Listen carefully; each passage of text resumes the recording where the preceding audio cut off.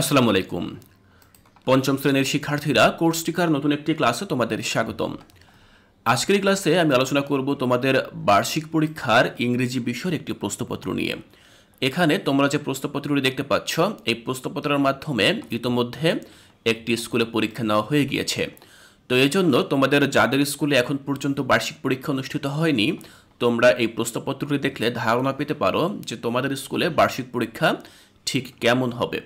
দেখো এখানে যে প্রশ্নপত্রটি সেখানে লেখা রয়েছে থার্ড টার্মিনাল অ্যাসেসমেন্ট 2025, অর্থাৎ এটি তৃতীয় সাময়িক যে পরীক্ষা সেটি। আর তৃতীয় সাময়িক পরীক্ষা বলতে আমরা সাধারণত বার্ষিক পরীক্ষাকেই বুঝে থাকি।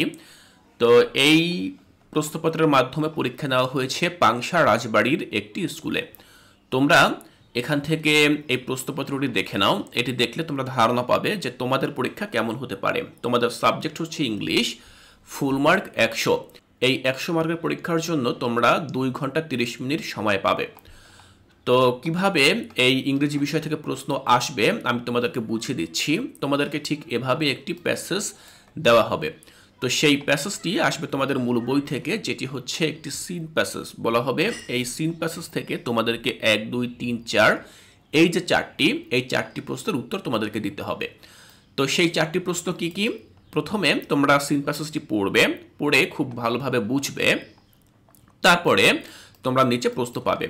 1 নম্বরে যে প্রশ্নটি সেটি হচ্ছে, দেখো এখানে বলা হয়েছে ফিল ইন দ্য গ্যাপ। তো এখানে তোমাদেরকে দেখো শূন্যস্থান দেওয়া হয়েছে। এই শূন্যস্থান তোমাদেরকে পূরণ করতে বলা হয়েছে। তো এখানে উপরে যেই ছক রয়েছে এই ছক থেকে শব্দ বেছে এনে তোমাদেরকে শূন্যস্থান পূরণ করতে হবে। এখানে একটি বিষয় খেয়াল করবে, দেখো এখানে 1 নম্বরেই শূন্যস্থান রয়েছে, তবে 1 নম্বরে শূন্যস্থান না থেকে এখানে কিন্তু এমসিকিউ বা টিক চিহ্নও থাকতে পারে।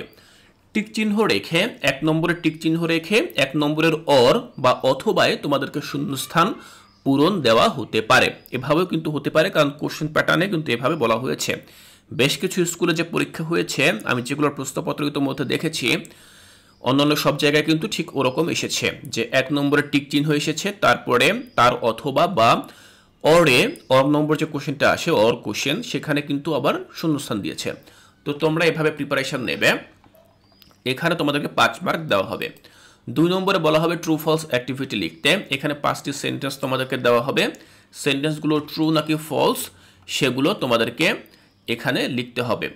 এরপর 3 নম্বর যে কাজটি, সেই কাজটি হচ্ছে কি, দেখো আমরা যদি 3 নম্বরে যাই, তোমাদেরকে প্রশ্নের উত্তর দিতে হবে। এখানে বলা হয়েছে answer the following question in a sentence or sentences. তোমাদেরকে এখান থেকে 5টি প্রশ্নের উত্তর লিখতে হবে। প্রতিটি প্রশ্নের জন্য 3 মার্ক করে, 5টি প্রশ্নের জন্য তোমরা মোট 15 নম্বর পাবে। এই প্রশ্নগুলোর উত্তর তোমরা 1 সেন্টেন্স বা 2 সেন্টেন্সে দেওয়ার চেষ্টা করবে। 4 নম্বর যে কাজটি, সেখানে বলা হয়েছে write a short composition about the feeling of a visually impaired student. অর্থাৎ তুমি এখানে একটি শর্ট কম্পোজিশন লিখবে বা ছোট্ট একটি রচনা আকারে লিখবে। যারা মূলত দৃষ্টি প্রতিবন্ধী, চোখে দেখতে পারে না, তাদের অনুভূতি কেমন সেই বিষয়টি সম্পর্কে তুমি একটি ছোট্ট রচনা লিখবে। তো এইটি করতে পারলে তুমি 10 নম্বর পাবে। আর এই 4 নম্বর পর্যন্ত যে কাজগুলো আমরা করব, সেগুলো করব কোন জায়গা থেকে? এই যে দেখো এখানে যে বলা হয়েছে 1, 2, 3, 4 এই 4টি প্রশ্নের উত্তর আমরা এই যে প্রশ্নটি পড়লাম বা এই যে টেক্সটটি পড়লাম, এই যে সিন প্যাসেজ, এই সিন প্যাসেজ থেকে। তো এখানে এই সিন প্যাসেজটি এসেছে মূলত মারিয়ার যে গল্পটি রয়েছে তোমাদের মূল বইয়ে, যে কিনা চোখে দেখতে পারে না, সেই মারিয়ার গল্প থেকে তোমরা এখানে এই প্যাসেজটি পাচ্ছ এখানে। কিন্তু তোমার পরীক্ষায় হচ্ছে মারিয়ার গল্প থেকেই আসবে বিষয়টা এমন না।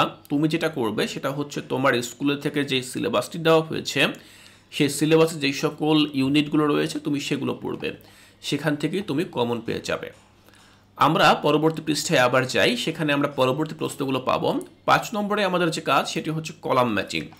তো কলাম ম্যাচিংয়ে আমাদেরকে এই দেখো 5 নম্বরে এখানে যে কলামটি দেওয়া হয়েছে বা ছকটি দেওয়া হয়েছে, সেখানে তোমরা এই কলাম এতে কিছু ওয়ার্ড পাবে এবং সেই ওয়ার্ডগুলোর যে মিনিং বা অর্থ সেগুলো তোমরা পাবে ডান পাশের এখানে কলাম বিতে, কিন্তু সেগুলো এলোমেলোভাবে সাজানো থাকবে।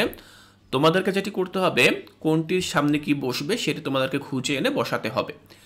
তো এই জন্য অবশ্যই তোমাদের প্রচুর শব্দের অর্থ জানতে হবে। অবশ্যই তোমরা সেভাবে প্র্যাকটিস করে যাবে। তো এটি হচ্ছে কলাম ম্যাচিংয়ের আমাদের প্রথম কলাম 5 নম্বর। এই 5 নম্বর প্রশ্ন তোমরা 5 মার্ক পাবে। আমরা যদি 6 নম্বর যাই, সেখানে আমরা আরও একটি কলাম ম্যাচিংয়ের অ্যাক্টিভিটি পাবো। এই হচ্ছে আমাদের দ্বিতীয় ছক।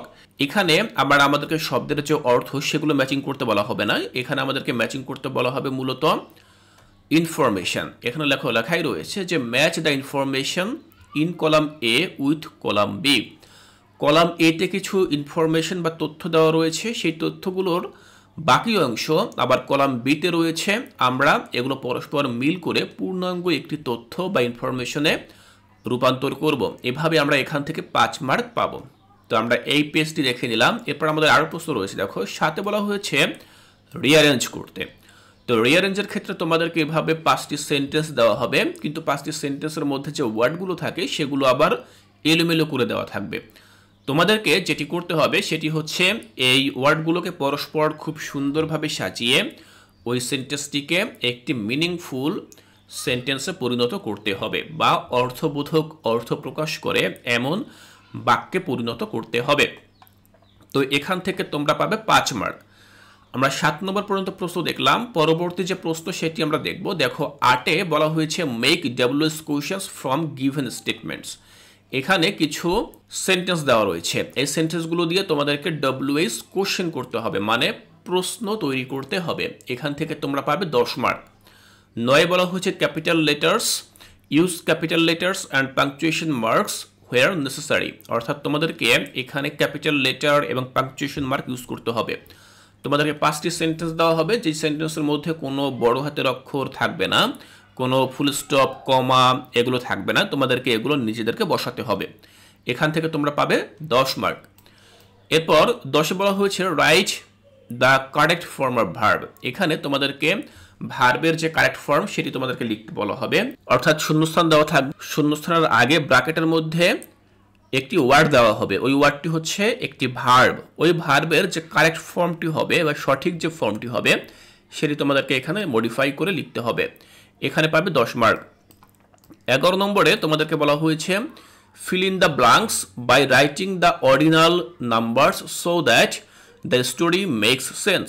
এখানে তোমাদের অর্ডিনাল নাম্বার লিখতে হবে, মানে যেই সংখ্যাগত যে নম্বরগুলো রয়েছে সেগুলো তোমাদেরকে এখানে লিখতে হবে। 12 নম্বরে তোমাদেরকে এখানে একটি লেটার লিখতে বলা হবে। লেখা রয়েছে যে suppose you are Riya or Rimon, you have a friends named Sumana or Suman. Now write a letter to your friend about a cup company you have attended recently. তো দেখো তোমাকে এখানে একটি চিঠি লিখতে বলা হয়েছে। তো এই চিঠিটি যে আসবে তোমার পরীক্ষায় বিষয়টা এমন না, তোমাকে কিন্তু অন্য চিঠিও দিতে পারে। তবে অবশ্যই তোমাকে খেয়াল রাখতে হবে তোমাকে এই চিঠিতে যে সকল তথ্যগুলো ব্যবহার করতে বলা হয়েছে সেই তথ্যগুলোই ব্যবহার করতে হবে।